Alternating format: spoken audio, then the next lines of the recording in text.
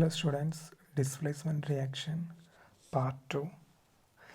We studied about displacement reaction of metals in the previous class, and we have seen that in that reaction there should be a free element like metal and an ionic compound. Then the free metal will displace the cation of the compound and form the products. This is the displacement reaction. Now, the next example of displacement reaction, in this case, zinc reacts with copper sulfate. So zinc, free metal is zinc and the compound is copper sulfate. So zinc, free metal, copper sulfate. So in copper sulfate, which is the cation? Cu, copper is the cation. Then compare the positions of zinc and copper. We can see that zinc is above copper. That means zinc is more reactive than copper. So in this case, the free metal can displace the cation, that is copper. So zinc will displace the cation copper from copper sulfate. Instead of copper sulfate, what will be the new zinc sulfate plus the displaced copper. So this is the displacement reaction between zinc and copper sulfate. Then an important point, you might have checked that in this reactivity series, this is the reactivity series of metals, but there is an exception. Have you checked this one, hydrogen in this series? Hydrogen, lead, tin, lead, after lead next is hydrogen, then below hydrogen other metals are coming: copper, mercury, silver, gold, platinum. And we have studied that hydrogen is a non-metal. And in this series we consider only the reactivities of metals. Then what is the importance of hydrogen here? Say this is the answer. Hydrogen is a non-metal. We know it's a non-metal, but it is placed in the reactivity series as its chemical properties resemble those of metals. Hydrogen is a non-metal, but it is involved in the reactivity series of metals.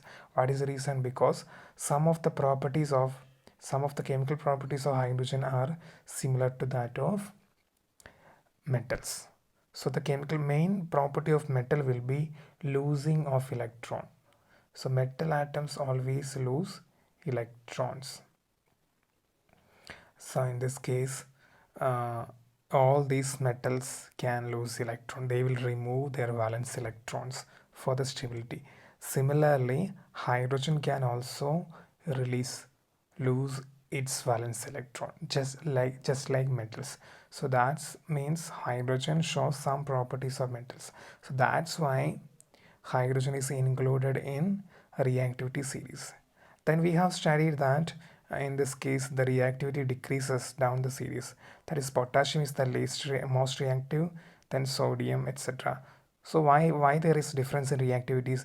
This is the difference in the capacity to lose electrons. So those metals which can lose electrons easily, they will be more reactive. That means if you consider potassium and silver, potassium is more reactive.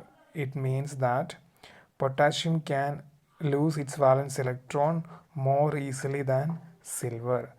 That's why the reactivity decreases. So this reactivity of metals is based on the capacity to lose electron. Those metals can lose electron easily, they will be highly reactive. They will place above hydrogen. Those metals which are not able to remove electrons easily, they are less reactive. They will arrange under the hydrogen like copper, mercury, etc. So this is the significance of reactivity. Then another example of displacement reaction we have here. The reactants are zinc and hydrochloric acid. So the metal is zinc, the compound is hydrochloric acid or HCl. So we know that the free metal should be displaced the cation of the compound. Here, which is the cation of the compound? H, hydrogen. So zinc and hydrogen. So zinc is the free metal and cation of the compound H, hydrogen. Check the positions of zinc and H, zinc and hydrogen. So we can see that zinc is above hydrogen, That means zinc is more reactive than hydrogen. So zinc can displace hydrogen from HCl. So what? Zinc will displace hydrogen from hydrogen chloride or hydrochloric acid. As a result, what comes? Instead of hydrogen, there will be zinc. That means the product is zinc chloride. Instead of hydrogen chloride, the product will become zinc chloride. What is the formula? Zinc chloride is NCl2 plus the displaced hydrogen. So cation is displaced from the HCl. Then the hydrogen will be in the form of hydrogen gas. So in previous cases, the displaced one will be, it is in this case copper, so we will write Cu. But here, why should we write H2? Because hydrogen cannot exist in the form of H itself.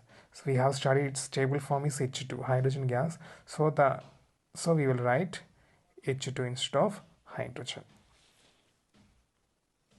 Then fourth example, in this example you can see that the free element, how you check the free element is Cl2 and the compound is NaBr.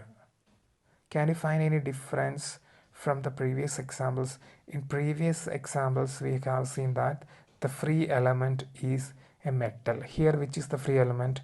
Cl2. What is Cl2? Cl2 means chlorine. And what is chlorine? Chlorine is a non-metal. So in the definition of displacement reaction, we have studied that highly reactive element will displace less reactive element from the compound. There is no mention about metal element, only element, highly reactive element displaces less reactive element. So it can be, element means it can be non-metal or metal. So in the previous examples, we consider the displacement reaction by metals.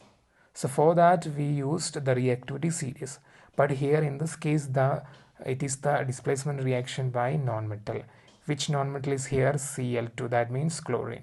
Which is the compound here? NaBr, that is sodium bromide. Then what will be the difference here? Difference, we know that the highly reactive non-metal will displace less reactive non-metal. But there is a difference from the previous examples is that in previous examples the metal displaces the cation. Why?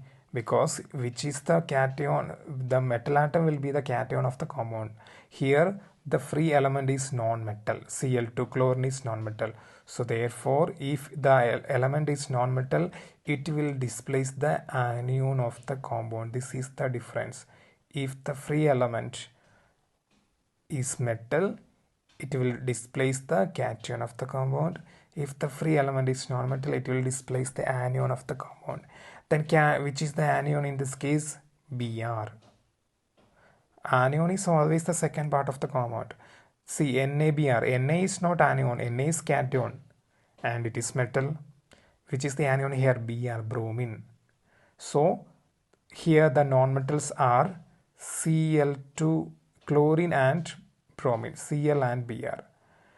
And for the reaction of displacement reaction of non-metals, for the reaction the non-metal, free non-metal should be able to displace the anion of the compound if the free non-metal is more reactive than the anion. And in this case the reactivity will be like this, that is fluorine, chlorine, bromine, iodine. This is the reactivity, that is down this series reactive decreases. That is fluorine is more reactive, then second one chlorine, then third one bromine, iodine. Here which are the elements? Cl and Br. And in this series we can see that Cl is above Br, means Cl is more reactive than Br. So the chlorine can displace the bromine. So instead of bromine, what will come? Chlorine. That is sodium bromide will become sodium chloride. Find the formula of sodium chloride. We will get NaCl plus. Which is the displaced one? Br. Bromine is displaced and it will be in the form of diatomic state Br2.